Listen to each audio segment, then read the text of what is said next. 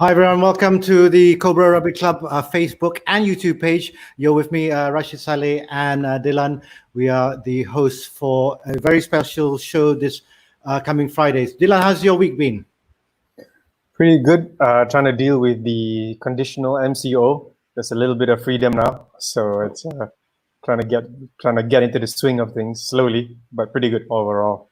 So have you been out since the conditional MCO, or have you just decided to stay home as well? Mainly stay home, but well, I do go out because we still have work outside this TV show. We call it a TV show. Well, just call it I'm not going to say what it is, but anyway, Venting right? Session? Session to vent. Venting session? No, not at all. Now, of course, we promised you that the title for today's show obviously is our foreign legends, aka foreign legions. These are the players, three invited guests that we're having on the show who've played for Cobra in the 90s, and one of them obviously a bit later on as well, including the early 2000s.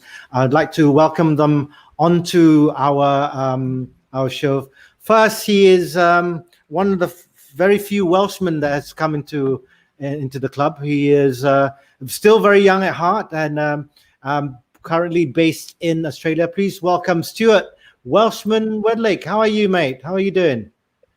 Not bad at all, chaps. Not bad at all. I can't believe you're wearing your Welsh. Yeah, I should put it on. Yeah. Well, I have got a legend shirt on. Yes. Okay. Good to know that you're still wearing your and it's a legend shirt as well. So yeah. Right. Where and you're based at the moment in Brisbane, right? Absolutely. Been down here about 10, 12 years now. After leaving KL in about 2007. So right. A bit longer, 13 years. Time is marching on, chaps. Time is marching on. Time is marching on, but still a Welsh fan whenever they come down to Australia, I suppose. Yeah, my number one team to support is Wales, but my number two team to support is Australia. I was up at the World Cup last year up in Japan. Lucky to go to the finals, semis, and a couple of quarterfinals.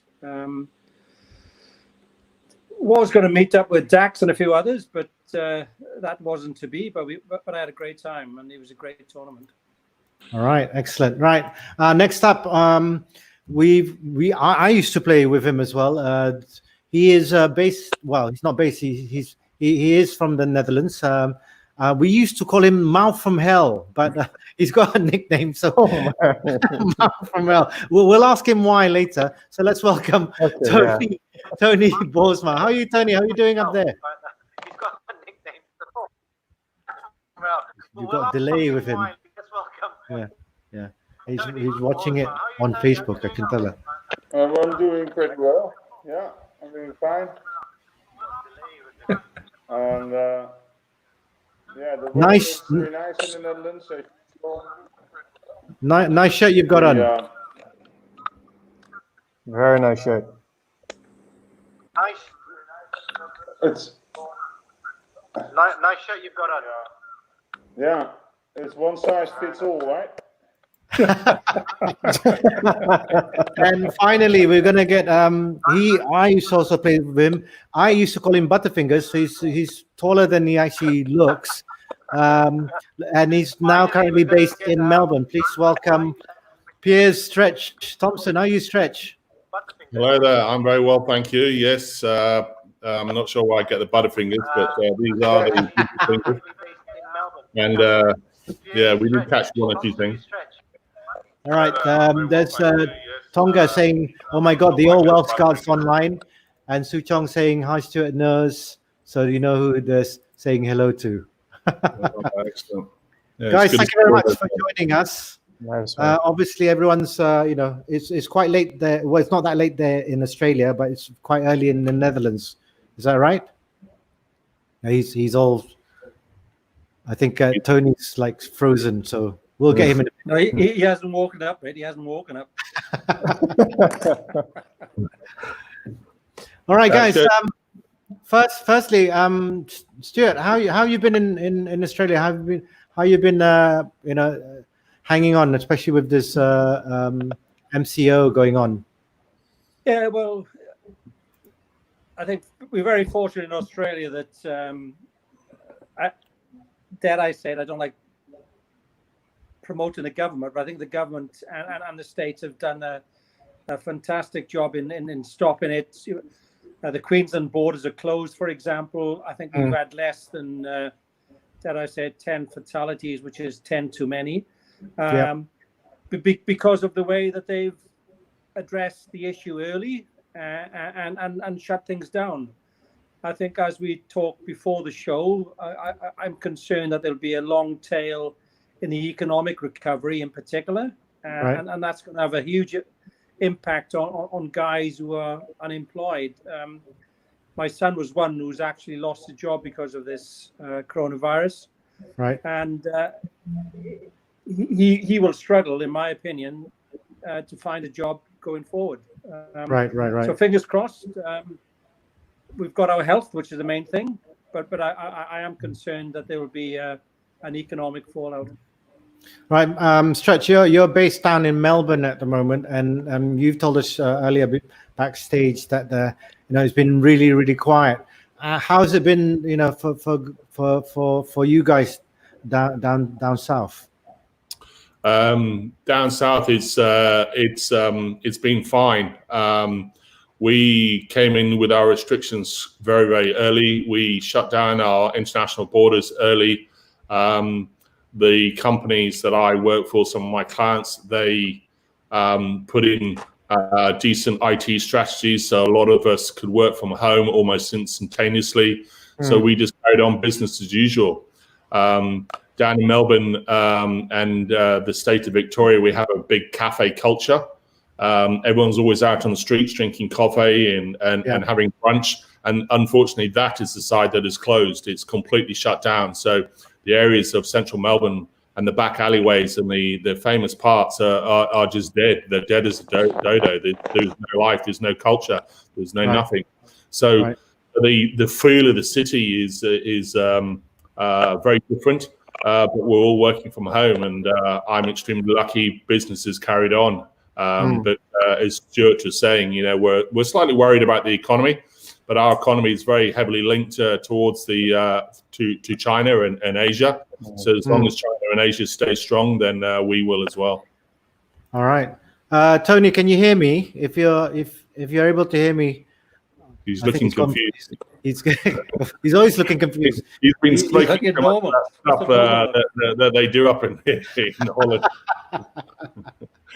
Yeah, they're always looking confused. Pass him the ball. Pass him the ball. He's ready.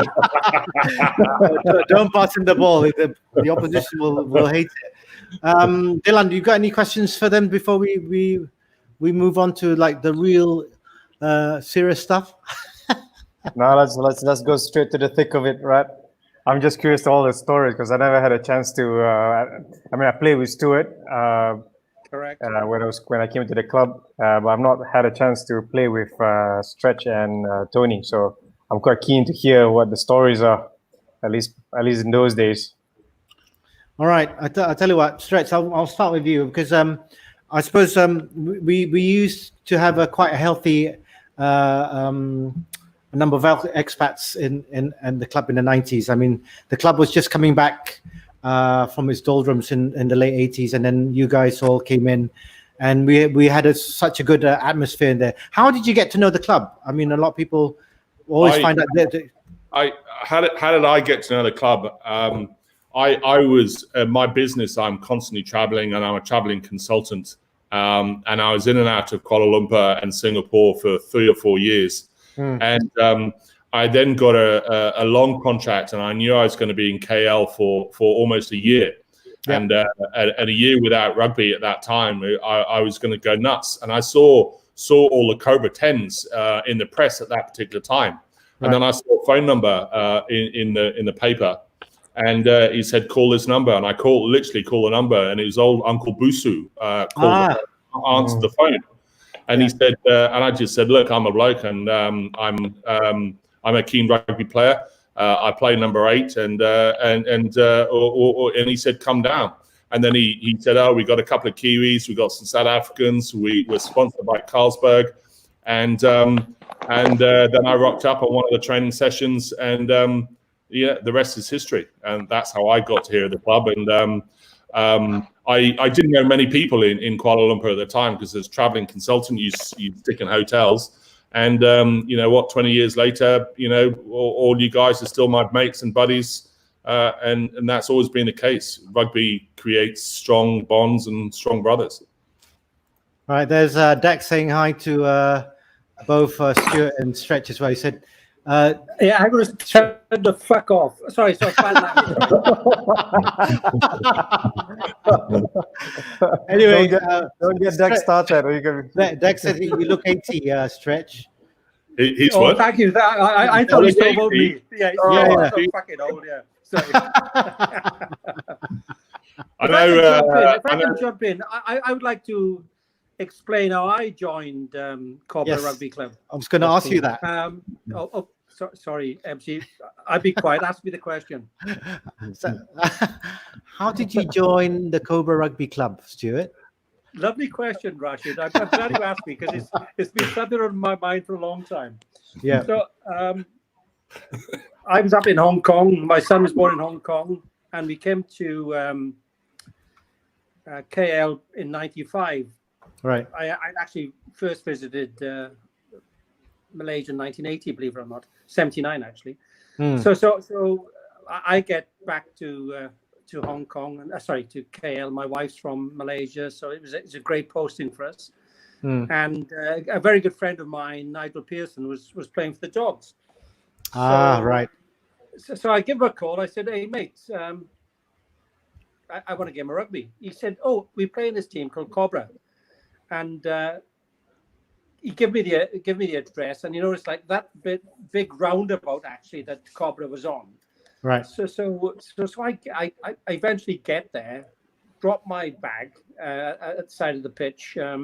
The game had started, and I looked to my left, and I was in section 12. I thought, that's about 500 meters from where I live. But it's the opposition. So I watched the game, and after the game, rather than say hello to him, I bugger off home. And then on the next week, I just strolled down. I said, any chance of a game? Because it was much easier to play for a team which is 500 meters from home, rather than driving, because my driving is not so good when I'm sober. And when I'm not sober, it's even worse. So that's why I joined. I came down to watch the Dogs play Cobra. Yeah. Realized Cobra was my walk home team, literally, and that's how I joined. And to this day, it was one of my better decisions I've ever made. Oh, thank Location. Thank you very much. Exactly right. Yeah, and also quality. There's Busso there. There's guys like you, Dylan. What's your brother's name? Mickey and Miran. Minnie. Exactly. Two of you.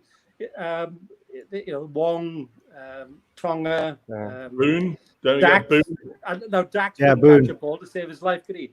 And there was Farouk, Faizan, Farouk, Nazrul. Some great. Of course, we can't go past Captain Nazar. Captain. But no, it was great. What you guys got to realize is that you are now the age that I was then. Right. And you talk about 20 over years ago. So here's me in my late 40s at that stage. I'm not telling you how old I am now, but it was great to be with these young, enthusiastic, keen, nice guys. I don't think it was the bad bloke there. Well, I suppose there was a few blokes, me included, but it was a great bunch, great attitude, played for each other, never give in, irrespective of what the score was. And that said, we were very successful as well, though. It was great times. Did you win any cups when you were there, Stuart?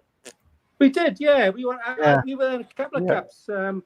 I did send a few of those photographs through a while back on the Cobra page. Yeah, we won 2 cups in 2 years, and we were very successful. It was very good, very, very successful team actually. Well, actually, you're talking about photos. This is the Stingers I'm talking about now, of course. The Stingers, rather than the first team. The Stingers, or that's what I'm talking about, rather than Well, you know what, Stuart, you were talking about the old photos. I remembered one that you sent to me quite recently, and it was this one. Remember this when the very young Ryan Grant, before he joined British Lions, he was played Yeah. for Cobra and Cobrats. Remember And this the photo? history behind Right. that photograph is that he was the youngest. I think he was about 14 or 15. Yeah, And I was the oldest, and I was about 47, 48 yeah, after he won the cup final. that's The right. Stingers. Yeah. And of course, Stretch, you yourself, we were the part of the team that won the first cup in the longest time, because prior to that we weren't winning anything. What are your best memories? I mean, in terms of playing when you first started at the club. The memories, the training is always good. And then I always remember as well, there's just the camaraderie of everyone coming together. And it was, somehow we always managed to get a team together, and then we won. And then one of my memories of the final was we were playing the Royal Selangor Club, I think it was called then. Yeah. And then was it Rory or Boone told us to put black bracelets on our hands, and I said, "Oh, why?" He said, "Oh, well, that way we can stamp on all the other Quilo. Stamp on the hand. If you've got a black ring, then we won't stamp on your hand," he said. But those are the memories. That's how I remember. And then I think that was. Is that what you mean by blacklisted? Yeah. And then the other thing I remember is was playing, and because I played number 8, I always had the ball in my hand, and it was weaving and ducking and diving, and always being on the back pages of the New Straits Times the next day, and big colourful photographs of charging down, and me being this tiring European guy against various smaller Asian guys, and it was always quite good fun. And I still got a lot of those photographs as well. Do you remember why you were called Stretch? Yeah, I was called Stretch because there's certain parts of me that are quite big. So that's how I got the nickname Stretch. And then what else do I remember? I always remember the after parties. The Carlsberg, and then I'd never had chicken satay until I came down to the rugby club. Cobra introduced me to the chicken skewers, and Rory, the old man Rory, used to go off and get those chicken skewers in their thousands. Yeah. And today, I actually even today still have chicken satay now in my deep freeze that I pull out ever since the Cobra Rugby Club introduced me to it. So it was. Good memories. And then my other memories is it was wet. It's constantly wet, and because I can't remember what time the seasons were, but it was obviously always raining, and the pitches were always wet. And so we'd just come back, and then we would slide in for our tries and just go straight in because it was so wet and damp. Right. Hopefully we get. Hey, Tony, can you hear us? He was all right in the car earlier, and suddenly he's like he's gone all. Back in the car. He's sitting in the car for a better connection. Yeah. Hey, Tony, can you hear us? Pay his bills. They can pay the. Hey, are we good there, Tony? We'll get him. Not clearly, but can you hear me? Yes, we can hear you. We can. Yes, we can. There's a terrible delay. Yeah, and you'd think Europe would have a good Wi-Fi system, at least a Wi-Fi. Yeah, but he's from Holland. Holland is kind of third world, fourth world. Correct. Yeah. Stuart, I now recall it's you that gave me and my brother nicknames Mickey and Minnie. Yeah. And just because I play in the back, so I got Minnie, right? Yeah, correct. Yeah. No, good days. You asked the question just now, Rashid, about what can you remember. Sorry, Dylan, to bypass you. But, no worries. We watched one game And when we were on the touchline, and there was a big esky there, and you put your hand in, grabbed a beer, and you cut your hand badly, Rashid. Do you remember that? Yeah. Yep.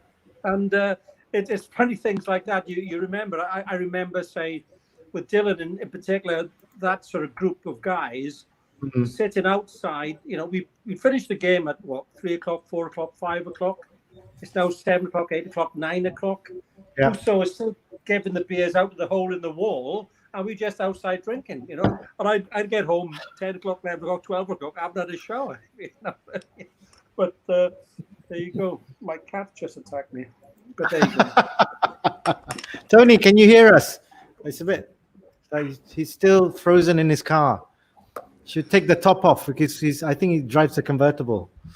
You know, the other memories I always remember is I remember the tours to Thailand. Well, I can't remember those. Words. I remember those. Yeah. What goes on tour stays on tour. Please. Yeah. We We won't talk too much about them. Not a lot of rugby happened. And then Rashid, I remember you and I and the rest of the guys playing in Singapore Sevens. Yes, that's right. That was 98. Yeah, and that was just unbelievably good fun. And we drove down. I think half of us drove down in my car, and then we crossed the border. Yeah. And then the other tour I remember was we went via New Zealand with Mark Hopkins, Right. and then we went to Fiji and Samoa, and we played in Samoa. Samoa Guys, seven. Redhurst. I can't remember. And they thought you were the Malaysian team. Yes, yeah. Yeah, like me, you know, the great Malaysian guy. But then I remember representing Cobra and running into a Samoan Sevens national player, and he went down. I got him down, but my whole right arm was just completely paralyzed, and I kind of didn't want to go off, and I kind of tucked it into my shorts until kind of blood and feeling came back into my arm. And on that rugby tour, I remember that very well. And then half the guys going off and getting tattoos as well. Do you remember anything specific about Rashid? I'm just curious. Rashid's always asking the questions. Yeah. No, He no. used to talk a lot then. He still talks a lot now. You know, He's made a living out of it. But he's a scrum half, so we used to that. He was a bit skinnier back in those days. Yeah. A lot skinnier, about 10 kilos. I think we all were, myself included. You know, look at this extra chin here. Yeah. It's you know, one thing about rugby though is that it does bring a lot of like-minded people. I think the best expression of rugby is that, you know, it's a hooligans game played by gentlemen, and you know, you make lifelong friends from it. That's what I've always admired about the game. You know what's so funny? I've admired about Rashid is that whenever he has a Guinness, he gives it to me. He's got this underlying thing about whenever he has a Guinness, he puts I don't know anything about that. Please drink it. Hey, you know, the one thing that connects us all obviously is the late Ibrahim Busu, and you know, you know, we've all had really fond memories of him. Obviously, he was pretty much the glue that stuck us all together at the beginning. What are your memories of him, especially because he was at the time, especially in the 90s, he was Mr. Cobra. I mean, you know. Oh, he was the glue that kept it together. Absolutely. I think of him, Colonel Wong, KT, and others. But Buso, what I like about Buso was. Because I like a drink, I'd have a drink, and I always go back on the Sunday to pay the bill. And you'd always know that he was buying jugs. He says, "Well, Stuart, this is it." And he said, "Next time, Stuart, it's cheaper for you to buy the barrel rather than buy the jug." What about you, Stretch? I mean, I remember I'm trying to remember that player who was as tall as you were. He was. What was his name? He played second rows. He also had glasses. I can remember. Malaysian guy, Sikh. God, he was also butterfingers as well. Couldn't catch at all. But you two. It was in the days when we weren't allowed to lift. And exactly. And you know, God, I'm showing my age when we're showing our ages when we talk like that. But we weren't allowed to lift back in those days, and I don't know. Your lineouts then were a complete cluster. But there's I always like that photograph of Tony. I know he's struggling to get on, but there we all are trying to catch the ball, and he's just standing pretty at the back of the line. And then I think he caught it and then charged on and scored a try, one of the great tries of that final that we played. And I remember that well. And then Busu, I remember him just being an incredibly nice guy, and his wife as well. They just Mary. Yeah, Mary. Mary, yeah. That's one of the reasons I came down. He picked up the phone and said hello, and I went down. To come down to a rugby club's always new rugby club is fine, and straight away he said, "Here you go, here's a beer on me," and then he had live bands, live music, and he always managed to get everyone together, and everyone always came back there after the games, which was good fun as well. Yeah, it was good. He was a really nice guy. Smoked like a chimney, as I remember. I was going to say the same thing. Always had a fag in his hand.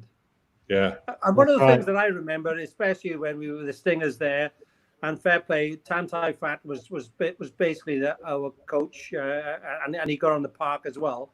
Right. But the barbecues that he used to organise, he used to have this big esky.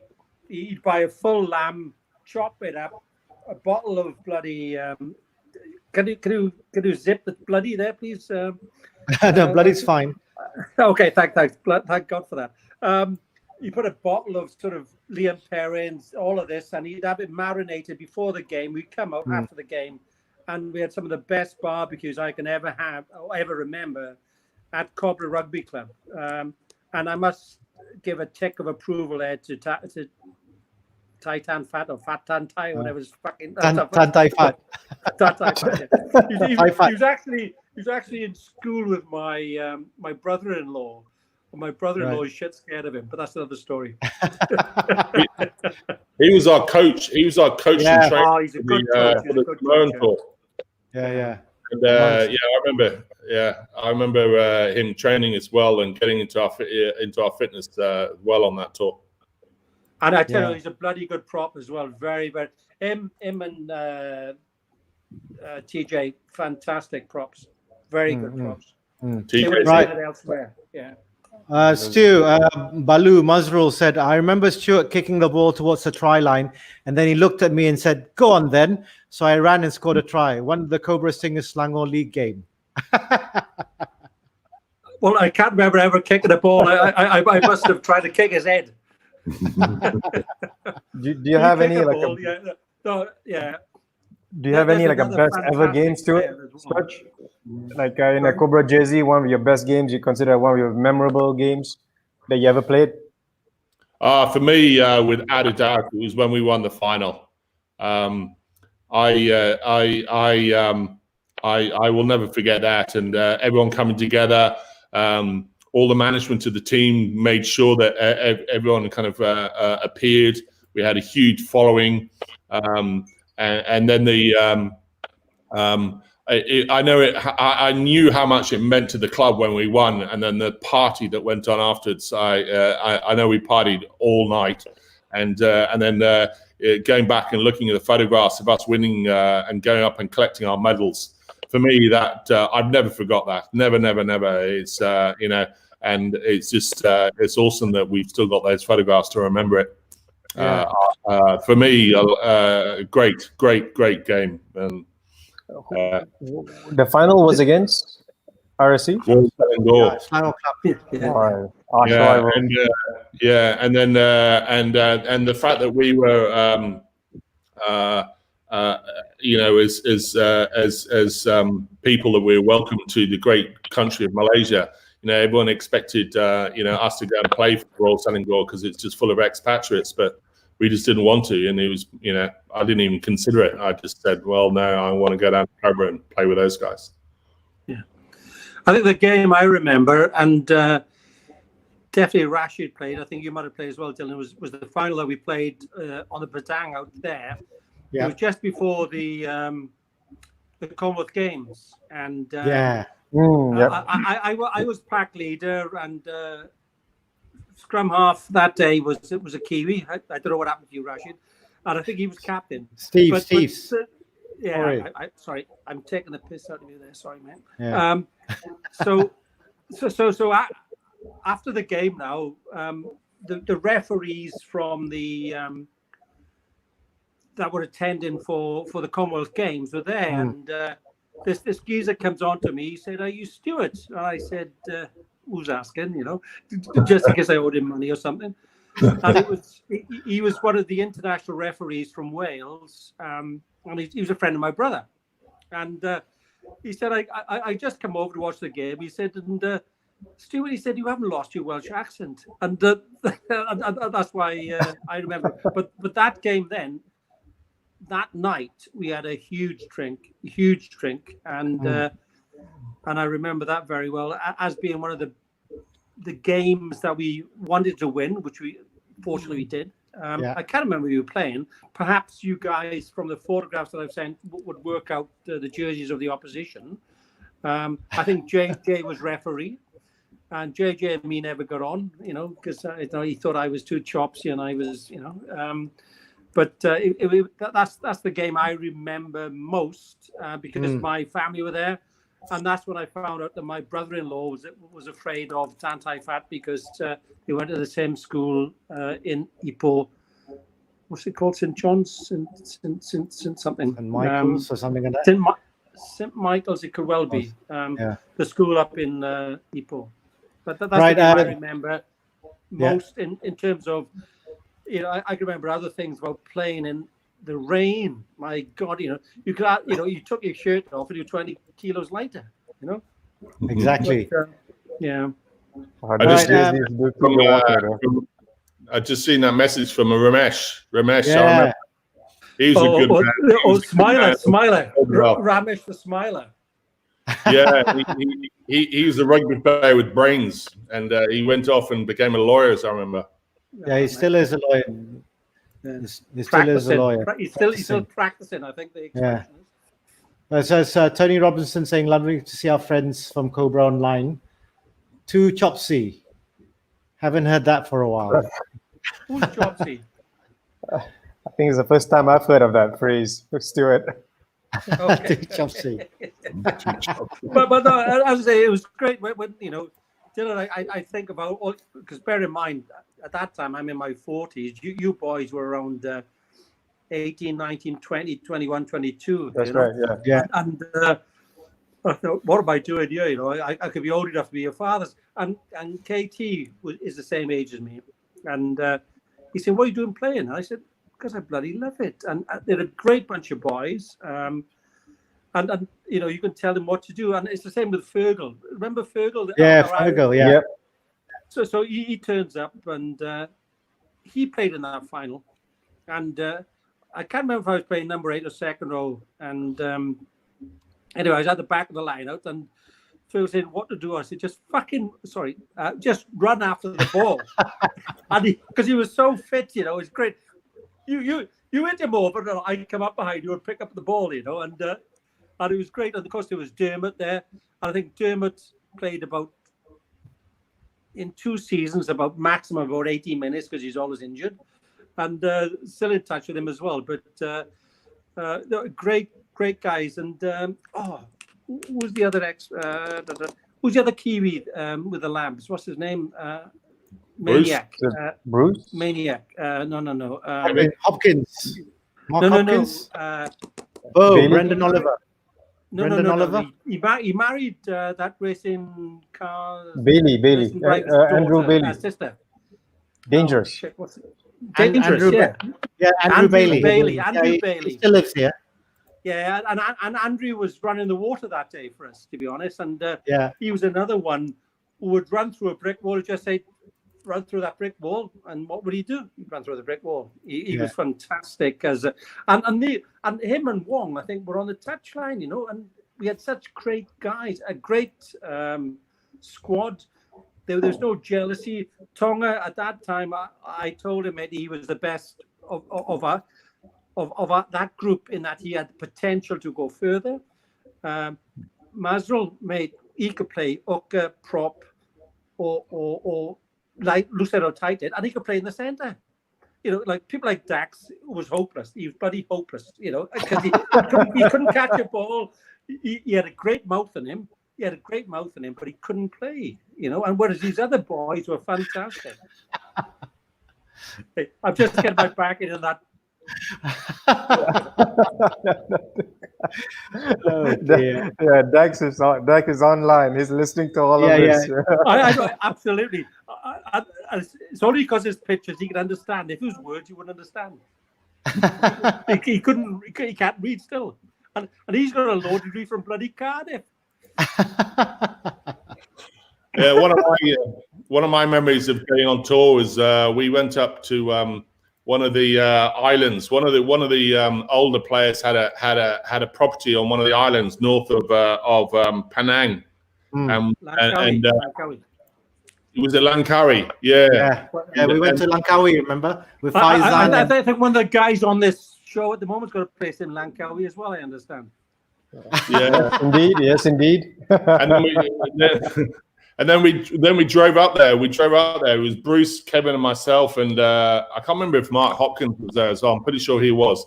And there was traffic, and I was in my car again, and we were and Ping as well. Ping, big Ping. We were undercutting all the traffic. I was driving like a complete hooligan because in order to get across the ferry, it was the last ferry to get across to the island, and then we didn't sleep on the entire weekend, and then we felt really bad because he offers accommodation, and we went there and we did the polite hello, how are you? We're going out to party, and then we came back 3 days later and picked up our stuff.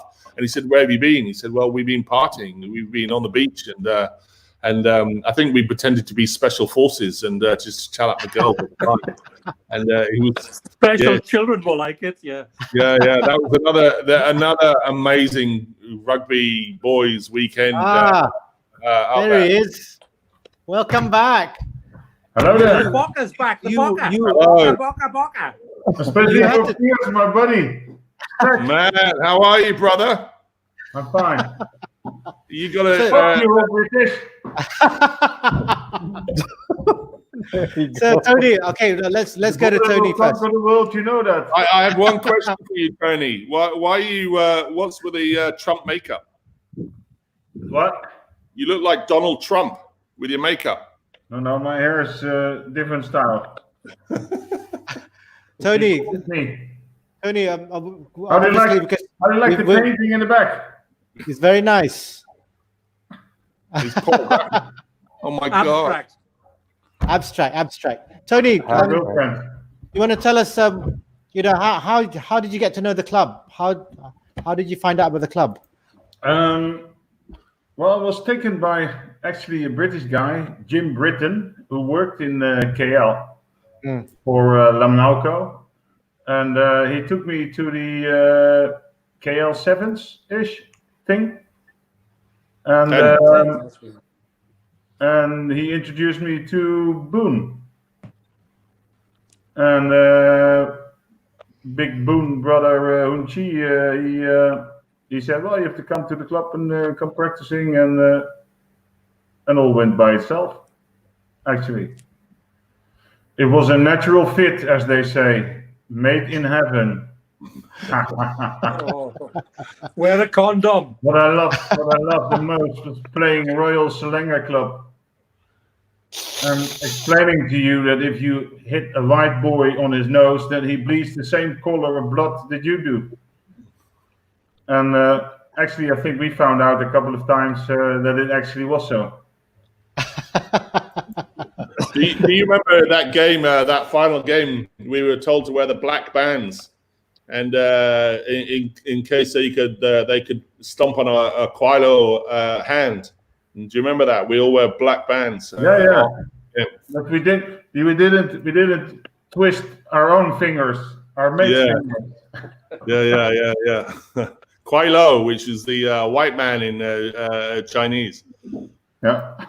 Anyway, Tony Ramesh says hi, Tony, and Dax as well. So he's not sleeping. Sorry? He's well, no.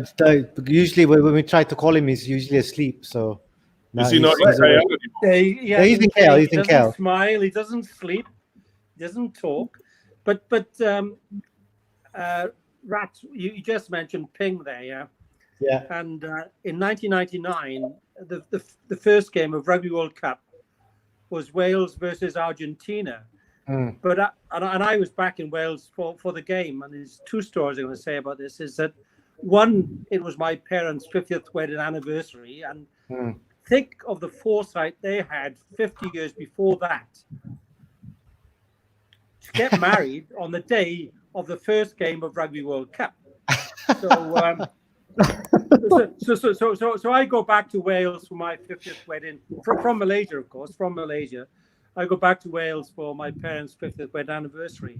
Right. So I get back there, and the boys say, "Look, yeah, Steve, we got you a ticket for the game." And my mum says, "No way you're going, because I know what's going to happen. You get up the card if you, I won't see you again."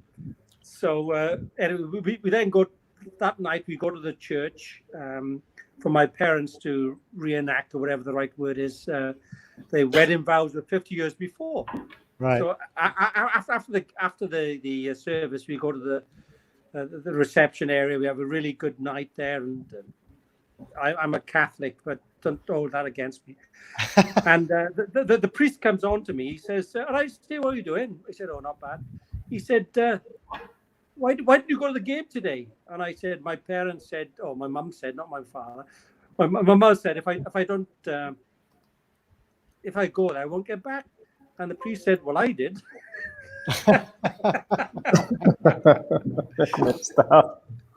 But Tony, that particular tour comes back to Ping. So I said to Ping, and Ping was over for that World Cup. Right. So my sister was over. My sister lives in Ireland. She come over to Wales for this thing, and the phone goes, and she answers the phone, and she says, "Stuart, there's a guy on the phone called Ping. Ask him if he's got a mate called Pong." Oh dear. Tony, you got a comment from Su Chong. He says, "Tony, how many red cards did you get in your time with Cobra?" There was not a red card system. But I remember being sent off twice. Only twice? Are you sure? Yeah.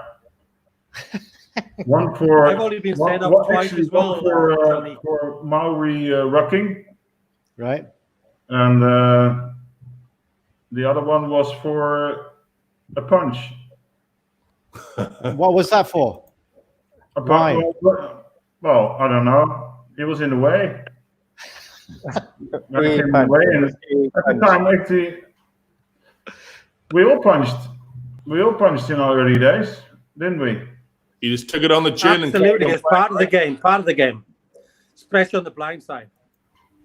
Yeah. Especially in the blind side and in the lineouts, especially when you've had your rugby upbringing in France. Then, if you haven't punched anybody in the game, then you haven't played. Yeah, but that's the frogs. Anyone wants to punch a frog. Yeah, or scratch their eyes out. Yeah. Oh dear. Testing the eyeballs. Why not? That's like saying, what you do with a chicken whale. Yeah. Huh? Come again? Yeah, Tony Sabini says, "Hi, Mr. Tony." Sabini. Remember Sabini Stretch. Remember Sabini? We were in Samoa, and I'll never forget. He was fasting that month, and he was and he was trying. It was hot. It was humid, and he was trying to fast and train. And talking about the women now. Huh? Are you talking about the women now? But it was that month, and and he still played. I'll never forget that. He was dying he couldn't drink any water or anything else like that, and he was running around the pitch with all of us and vomiting and dehydrated, and he still played every single game. Awesome player. You should follow this example and suffer a little bit, stretchy boy. Yeah.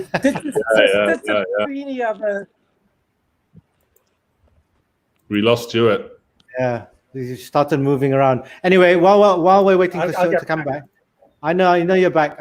just a very quick thing for those of you watching. Obviously, we've got our Cobra Facebook page. We've got some merchandise for sale here. This is one of the t-shirts that we're selling for 50 ringgit. It's a Cobra Passion for Rugby Japanese edition.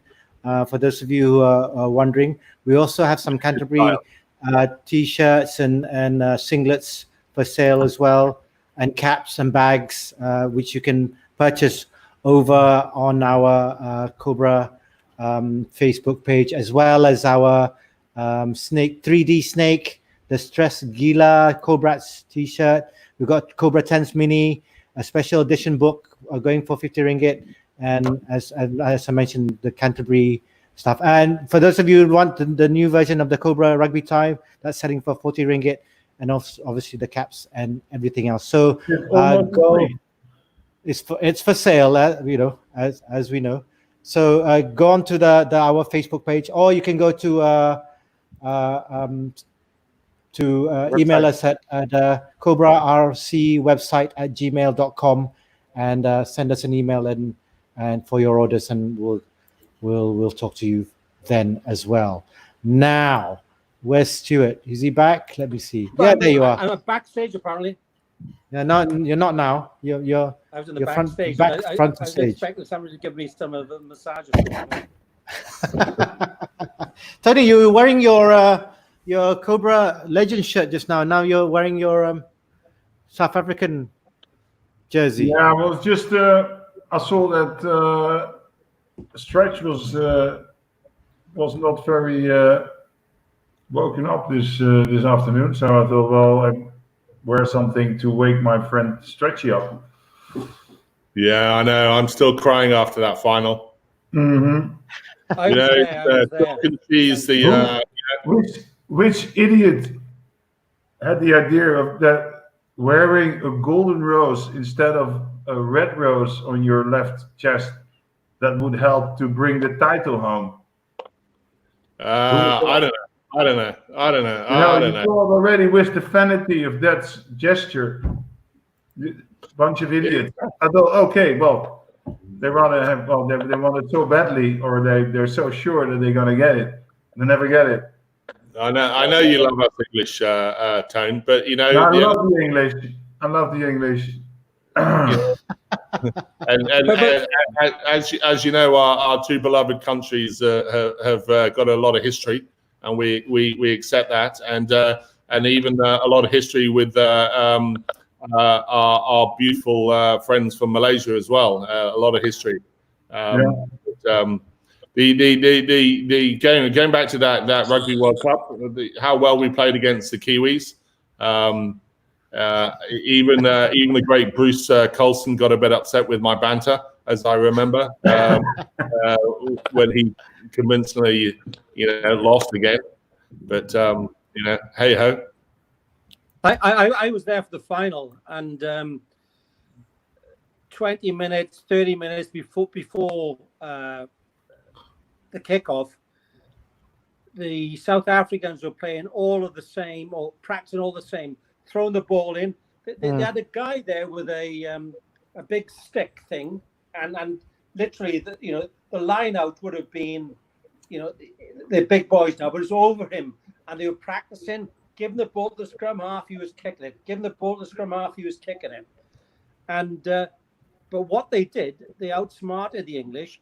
In the first 30 minutes of that final, they passed the ball more than they did all bloody tournament.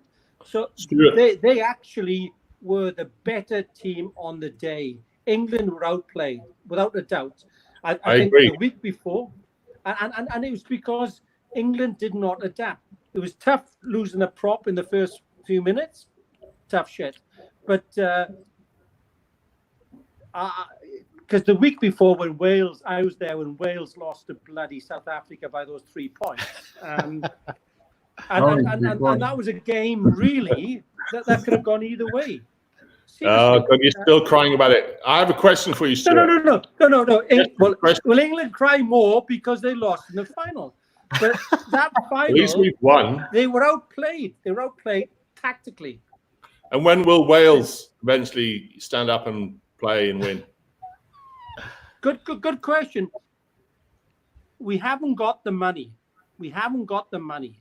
We've got the heart, we've got the soul, we've got the attitude, and we can beat anybody on the day, but we haven't got the money. England have got the money.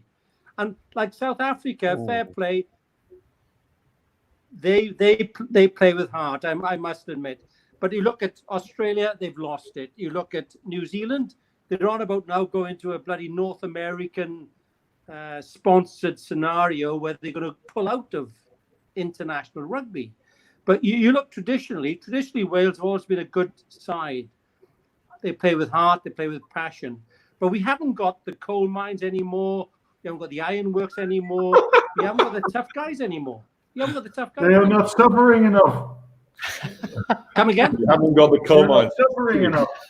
No. When we were good, we had coal miners. We had my You're going to dad's bring a up bricklayer. Margaret Thatcher and how she closed them down next. 1983, I was working in Wales when she closed the mines down, and she caused a big problem. Politically, she was A a genius. peace lover. Yeah. A lot of other people don't. That's all I'd say on that. Hey, I'm not this going to get feels drawn like- into that. This feels like me in my when I started playing rugby at the club. I just come in, I just keep quiet, I just listen. all the seniors just go on. I'm just sit back and just listen and just enjoy it. Hey, you become the senior young man, yeah? You're not a bloody junior anymore. He's the vice president of the club as well. Correct. So Yeah. he's talked with his old in his ass again. Tony. Study book still behind him. Yeah, Tony. So I had you carried on playing for a while, and you're still playing. And I hear Dylan was saying, sorry, you've got your son as well now playing as well. My son Ivan, not named after Ivan Tukalo, but after Ivan O'Mani, the great Irish player who once played with me in the Netherlands. He after 15 years of playing football and cricket, he started to play rugby. To my surprise, I've never pushed him, but every now and then I've asked him if he was really happy with his cricket and football. And 2 years ago, he picked up rugby, and he's a winger. He's a fast fucker. And he makes something out of nothing. That's incredible. You know, it's What got him to rugby though? Sorry? What got him into rugby? I guess women, the attention of women. Women and beer. That's a good motivation. Why else to Constant play rugby? attention of women, you know. Now he used to work on Friday, Saturday nights in a bar in The Hague. That's where a lot of young rugby players gather. And they said, we see you next Tuesday at practice. And he postponed that for a while, but then he saw all the guys leaving with all the nice lashes. So great as well. Maybe I should. Excellent idea. Fair play to him. No, but it's no. He's an athlete. He's very fast. He's billed as a 400-meter runner, you know, and but he's agile. He's What was it like to share the his ball handling is still rubbish, I think, but and That applies to most wingers. yeah, Hey. just catch and get your hair done. That's it. What were you going to say, Dylan? No, the just on the winger part. Yeah, I remember. Yeah, that's where I started out. At the club. Yeah, That's why I said it, mate. Yeah, that's the part, right? But what I was gonna ask Tony was like, what was it like to share the field with your son? Because when I saw you guys, I saw a picture you shared, both of you, about to play a game together. Yeah. Well, I get publicly abused nowadays in the front row and sometimes in the back row. But the games that we played together, I played hooker. So the only times you see a winger is when you have a line out. And Sorry, did you say you played as a hooker or with a hooker? No, he as a paid hooker, for a hooker. He said he paid. I didn't charge. I didn't charge for the service though. Like Now, you did. listen, gents. When I bought this ring at your auction, or actually you bought the ring at the auction on my behalf for my present ex-wife. Thank you. Your present ex-wife. Oh dear. But Now- on about playing with your father. Yeah. 1993. A couple of years before I went back to Hong Kong, I went to Dublin on the Golden Oldies and Right. with the Hong Kong team.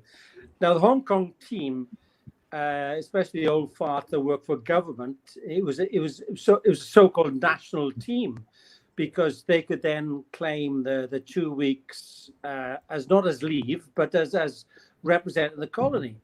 So we go over and a couple of stories. One, I was penalized, so my parents come over, so they put this big towel around my ass as a diaper because I was taking my parents on tour.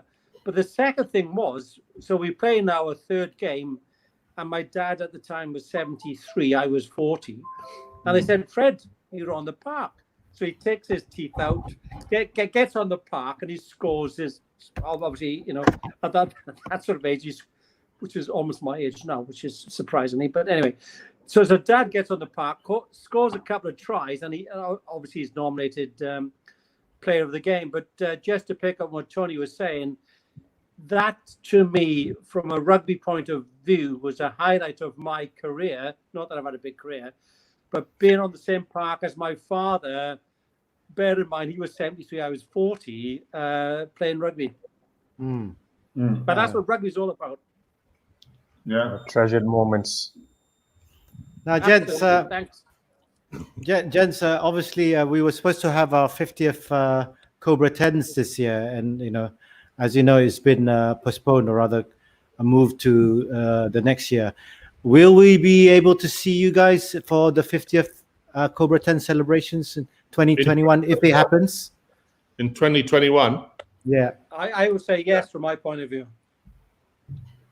Because that would, Because I've got my wife's family there, so to us it's. I come up a couple of years ago on the basis of seeing her family coincidentally around the Cobra 10s, and I think I could say that one again. What about you, Tony? I would love to. Not sure.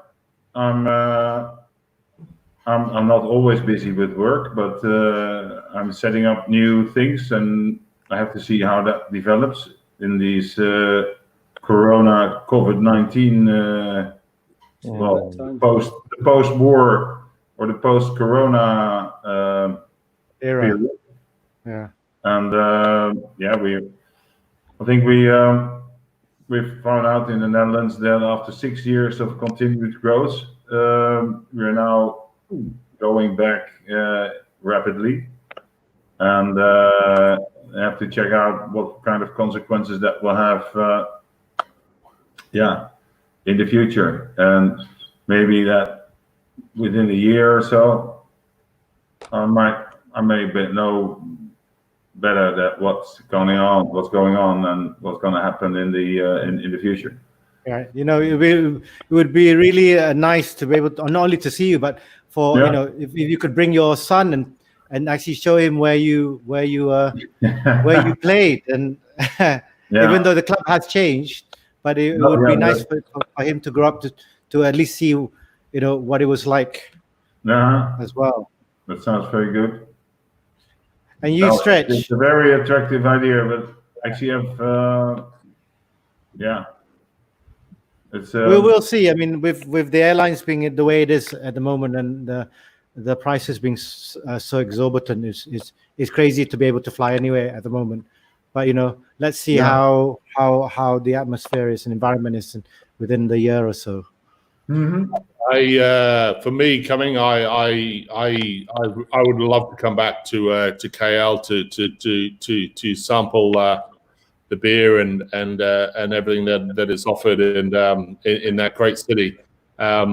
It's a matter of really what's happening with the COVID. For me, I don't think international travel is going to happen for a while, but it's all way off. Cobra in 2021. And yes, as long as you don't ask me to play, because I might vomit after about 5 minutes. If you ask me to play. Legends game, it's rolling subs. You can come on for 2 minutes and come back off.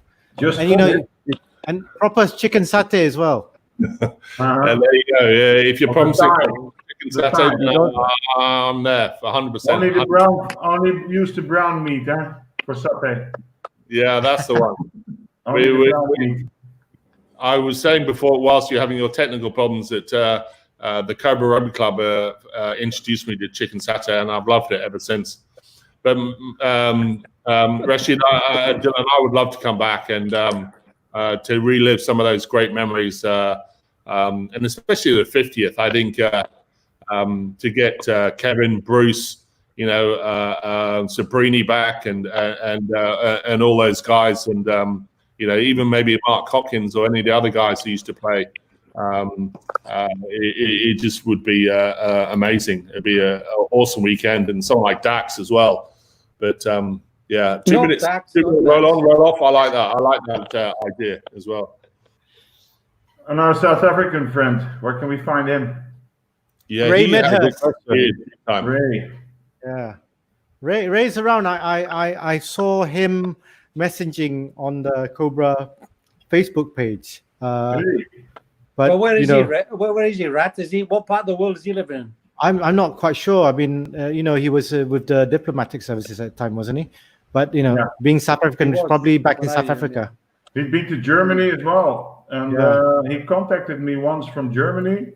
Yeah. And then I said, "Hang on, I'll call you back." And then I never managed to get back in contact with him. And I tried to find out where he was, and he was based in Berlin at the time, but he couldn't get through the system or so.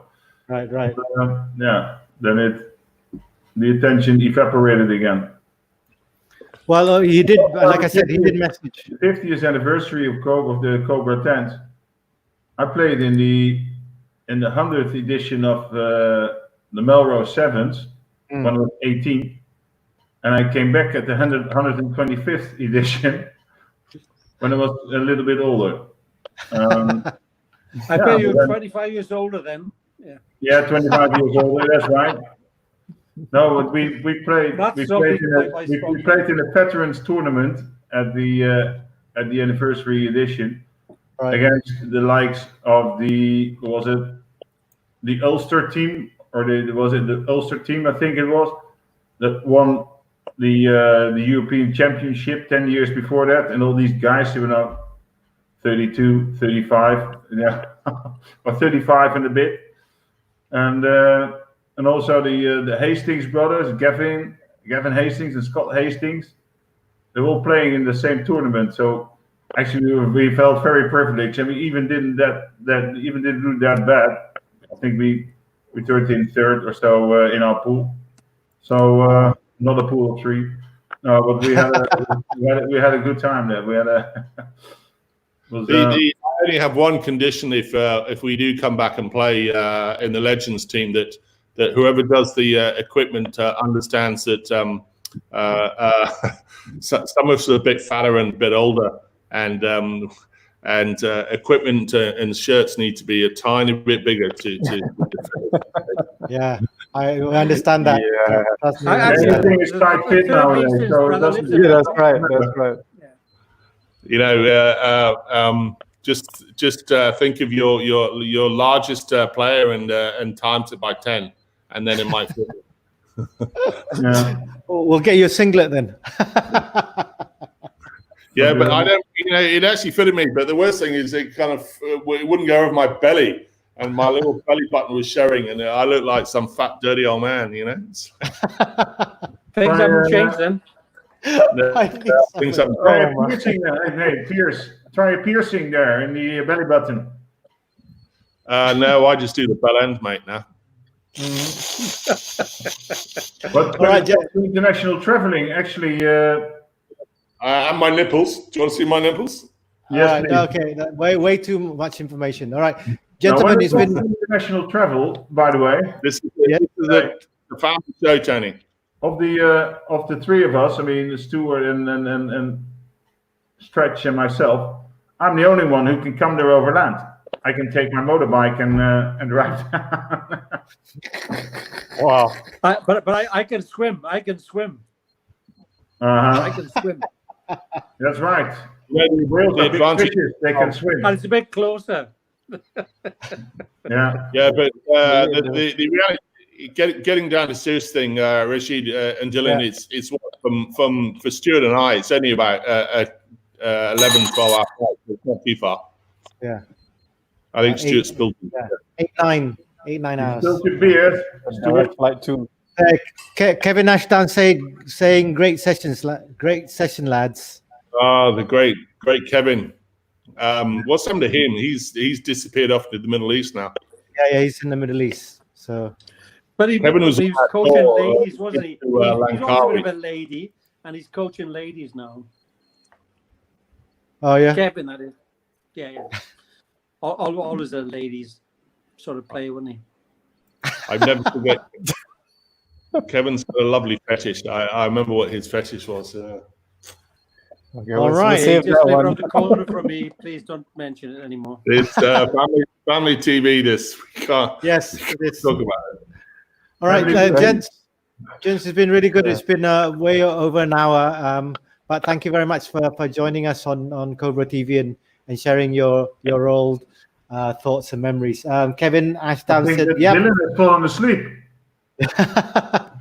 Well, you just woke up. That's a problem. You just woke up.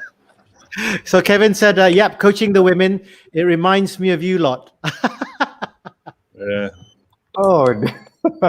Yeah. Well, he's got to be there at the 50th. Yeah. And get Brucey boy down. Brucey does. Doesn't matter. It's times like these I do feel like I'm the 21-year-old that just walked into the club, and all you guys have pretty much seasoned veterans on the field already, and me just coming in. It's like, okay, just chill, sit back. Hopefully they don't look your way. Just shut up and listen to the boys. Yeah. All I do is pray I don't drop the ball when it just comes to me. Pretty much. Su Chong says, "Good luck, boys. Stay safe." And Gibrit says, "Thank you, Stuart, Tony, and Stretch." It's one of our other legends as well. So, guys, thank you very much for joining us on this show. Hopefully, we'll be able to see you guys in the flesh. So don't make it too long, yeah, because it'll be nice to have everyone together again. If we can, obviously, if things do go well and things do pan out the way it is, and everyone's a lot safer, even if it's the 51st Cobra 10s, if it takes us 2 years, let's go and make it happen. Mm-hmm. Yeah. Looking forward to it, mate. Looking forward to it. In the meantime, we keep in touch. We have our online. There's now 8 people on WhatsApp, so just update your phone. But it doesn't support the StreamYard crap that you send across. Hey, but now you're clear. It's fine, so you can't say anything. Mm-hmm. Now it's clear, so you can't say mate, anything. I've thoroughly enjoyed the evening. Great talking to your old farts. Most of you are younger than me, so it's you young farts. I mean, so great show. Don't wet yourself, Stuart. All right, guys. Thank you, guys, and you guys do an amazing thing about keeping old legends together. And the history of the club. All right. Thank you, guys. And have a good day, good evening, everyone. Cheers. No stars. Thanks for joining, guys. Take care. Bye-bye. Go for a run now.